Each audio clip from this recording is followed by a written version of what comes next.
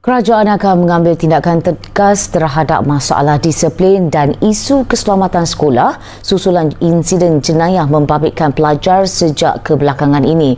Perdana Menteri Datuk Seri Anwar Ibrahim menegaskan masalah dalam kalangan pelajar semakin membimbangkan dan perkara ini akan dibincangkan dalam mesyuarat Jemaah Menteri dalam masa terdekat. Tetapi hampir kesemuanya balik kepada telefon, smartphone dan social media dan apps. Jadi mungkin hari ini atau esok saya akan mesyuarat dan Jemaah Menteri harus ambil tindakan tegas.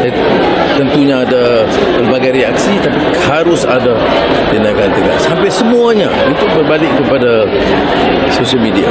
Ditemui selepas perhimpunan bulanan Kementerian Keuangan di Putrajaya pada Rabu, Datuk Seri Anwar berkata, meskipun institusi pendidikan mempunyai peraturan, namun punca berlakunya insiden jenayah di sekolah ini menjurus kepada penggunaan telefon pintar dan pengaruh media sosial.